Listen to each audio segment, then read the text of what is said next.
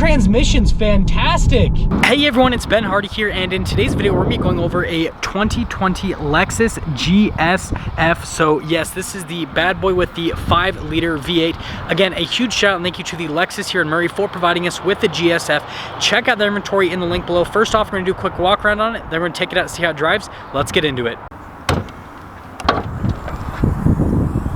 So under the hood of the GSF, we have a naturally aspirated 5-liter V8 that goes to an 8-speed automatic transmission. Fuel economy 16 around town and 24 on the highway, with power outputs being 467 horsepower and then 389 pound-feet of torque.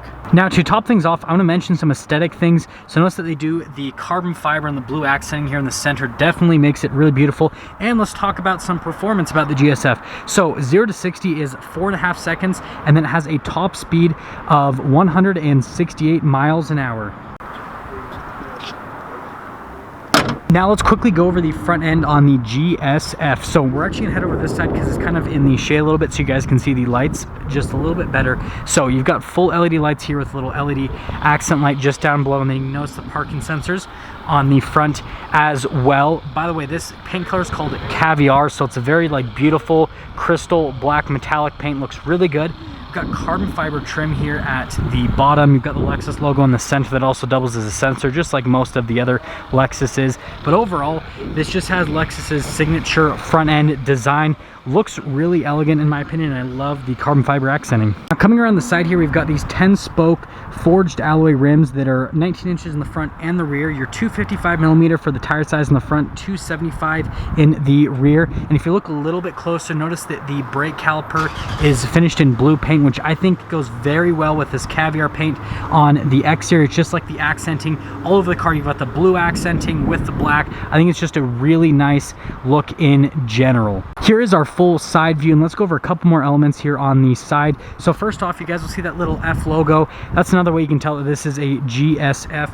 Now coming down below, you do get this venting here behind the front wheel, and then you can kind of see that the bodywork comes out a little bit here on the side, but that's pretty much everything for the side. So let's head to the back. Here is our key fob for the GSF. So you've got the Lexus logo there on the back, and you have a couple functions here on the front.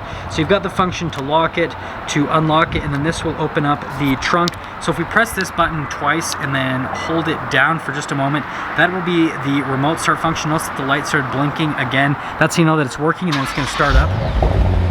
And well, you guys can hear that 5-liter V8 for the first time, and well, sounds really good. Now pressing that other button, we are going to open up the rear, so it'll just pop open a little bit, and then you do have to do the rest of the work yourself. So it's got to pick it up, which I mean, it's extremely light, so it's really easy to do that. Now here is the trunk in the back of the GSF. Now we've got the floor mats back here. Notice that it does say Lexus GSF, so again, the floor mats are customized for this particular trim package. And in terms of cargo space, it's actually pretty massive back here, so I mean, there's a ton of space, so I mean, storage is not going to be an issue with this. Let's finish things up on the GSF. So I actually really like the taillights on this. They just have all three in a row, and it kind of has this cool 3D effect almost. Again, you get more GSF badging, and then you do get a carbon fiber spoiler here in the back. Another way you can tell this is a GSF.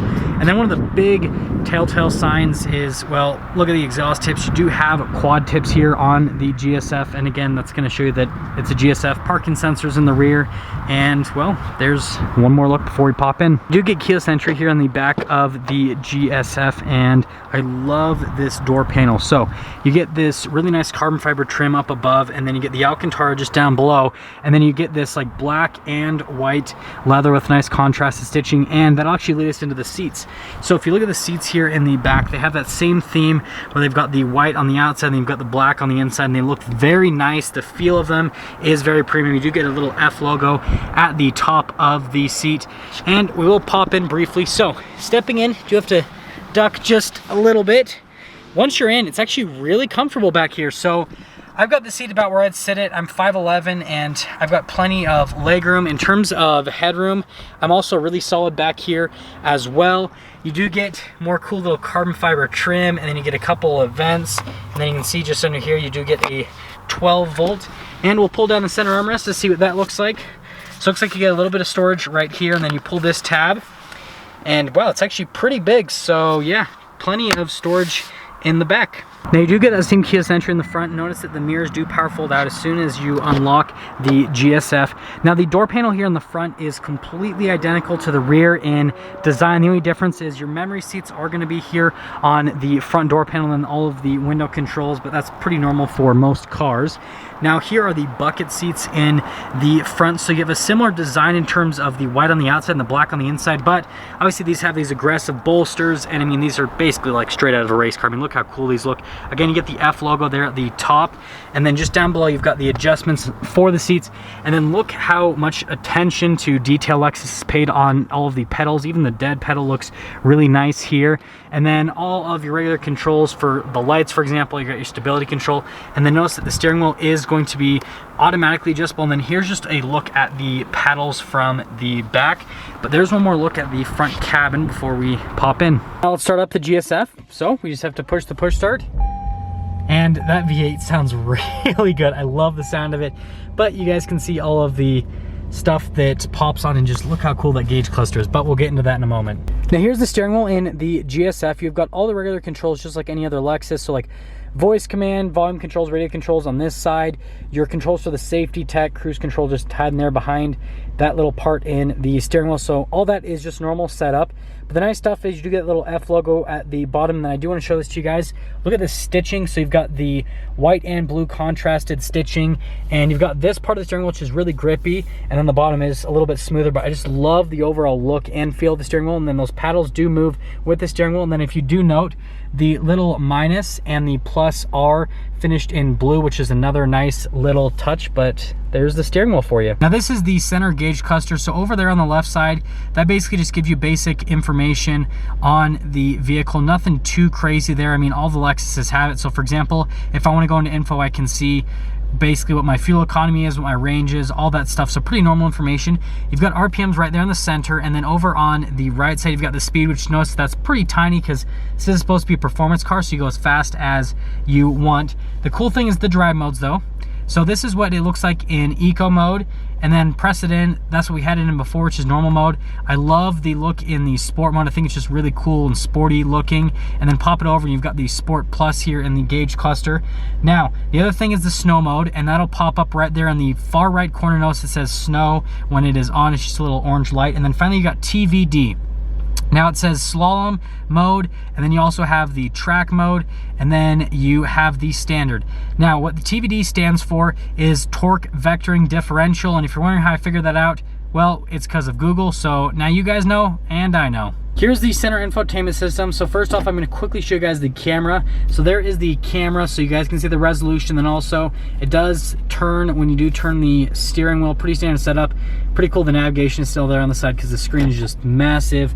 But that's the backup camera section. Now the rest of the screen, it is not a touch screen, so you do have a little control pad that you can basically use, and a couple buttons that'll take you through the different menus. I'll show you what the control looks like. It definitely does take a second to get used to it, but once you do get used to it, it's actually pretty intuitive, pretty easy to use. I mean, it's only taken me just like a few moments to get used to the system. Now the one thing I will mention is it's not the most precise with getting into like specific functions.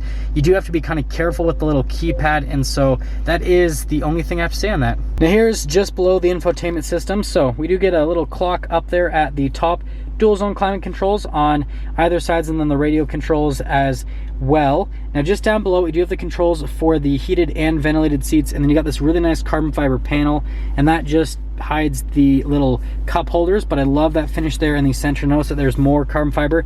This is that keypad for the infotainment system that I was using earlier. So like I said, it's not the most precise, but it is pretty easy to get used to, and they give you this little Alcantara pad where you can kind of rest your hand. So kind of like the idea is that you kind of like rest your hand and then use it just like a little mouse pad on a laptop.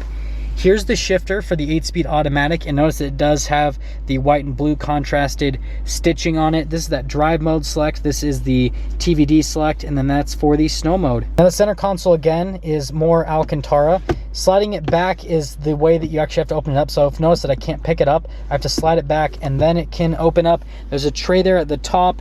You do get a little 12 volt and a couple of USBs. Pretty normal glove box. I just like the fact that it's Alcantara, and I love the fact you can slide it back. So if I want the armrest further back, you can do that, or also if you want this to be just exposed in general. Now Finishing up storage, press this little button here and that'll open up the glove box lined with felt.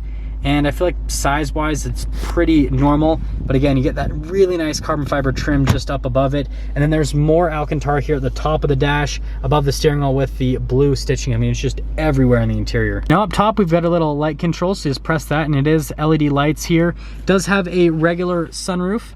And other than that, I mean, things are pretty simple up top. The headliner isn't like that nasty scratchy cloth. It's like the smoother stuff, so it definitely does have a nicer feel to it at the top of the GSF. Now that we've gone over the interior and exterior on this GSF, let's quickly go over the options. So this particular GSF, with all of the options and packages that it has, stickers for about $89,000, so basically $90,000.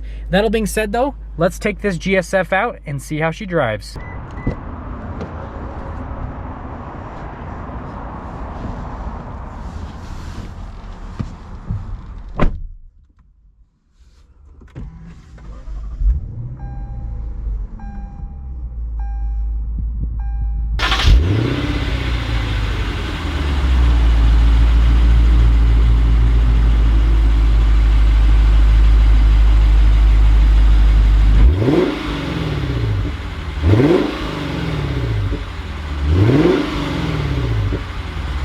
Let me quickly show you guys visibility here in the GSF, and every time you look forward you get to see this beautiful Alcantara, which you guys know I love Alcantara. So the hood slopes down really quickly, so it's actually really easy to see out of, and the windshield is very large. Through both of the mirrors, visibility is actually really good as well. And then throughout the rest of the rear, it's actually, I mean, it's really good all around. I mean, it's just got a bunch of very large windows. So from a visibility standpoint, the GSF is really solid. So let's set off. We are initially setting off here in the GSF, and right now I'm in the eco mode. So this is going to be the driving mode. If you buy this car, you're probably never going to use it, but for review sake, we'll use it. In terms of the noise from the engine in the eco mode, you almost don't hear it, so it's pretty surprising on that.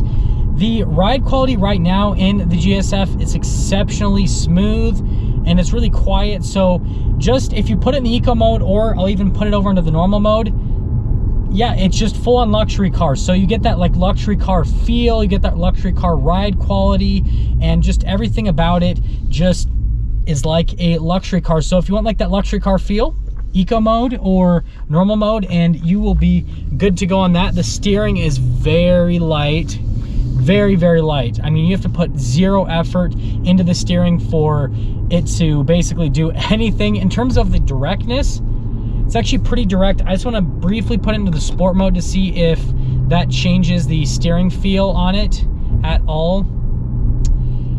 Yeah, it feels about the same between the normal and the sport mode. I did notice that it did get louder, it did downshift a little bit when I went to the sport mode, so we should have some fun there. But again, everything about this, it feels so luxury. But then you like sit in these seats, and these seats are like these crazy sporty seats, so you're kind of like, this car is kind of all over the place. I really like it because of that.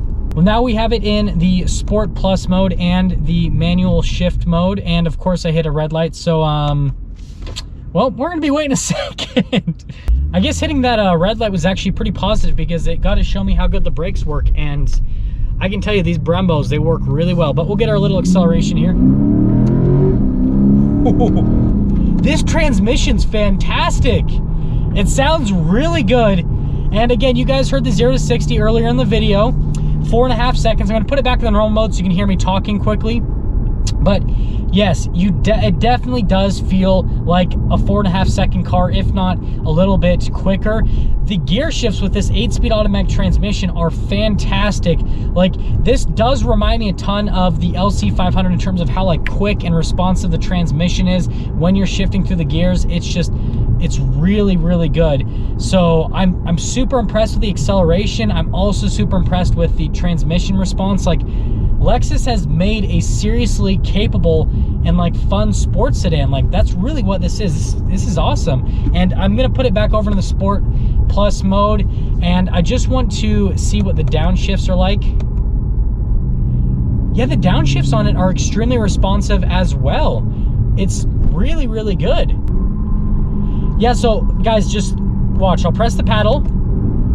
Pretty much instantly, as soon as I press the paddle, as soon as I press the paddle. Just response time on it in that Sport Plus mode is absolutely phenomenal. Like, this is extremely impressive. Like, I am very impressed with this car. I'm surprised that more people don't do videos on this car and like talk about this. Like, the GS F is so much better than I expected. This is one of those vehicles that I came into it and I wasn't like really sure what this car was about, and now I can definitely tell. Well, we are gonna get into summing things up here on the GS F. Yeah, this is definitely like, this is an exciting car. I'm really excited. Like, this is one of those cars that just completely exceeds my expectations. So this is the kind of car that you get if you want just a full-blown luxury sedan, right? You want something that's extremely comfortable to drive, that you could drive every single day, but then has like that fun sporty side as well. That 5-liter naturally aspirated V8 sounds phenomenal. It, you know, the transmission as well just shifts so quickly. Like, even in this eco mode, again, it's still shifting extremely quickly. Like, everything about this, it's quick, it's fun, it's comfortable, it's really unique. I really don't see that many of these on the road as well. So if you want something that's a little bit more unique that not everyone's gonna have, I mean, this is definitely one of those cars. So I understand, again, this is a little bit more of a niche car, but I mean, it's one of those cars that just completely exceeded my expectations. I absolutely love this GS F, and if you're in the market for something like that, you have to check this out. This is definitely worth a look. It's really cool. That is going to sum things up for our video on the 2020 Lexus GS F. Definitely let me know what you guys think of this in the comment section below. Again, a huge shout out and thank you to the Lexus here in Murray, Utah for providing us with the GS F. Check out their inventory in the link below. I will see all of you in that next video.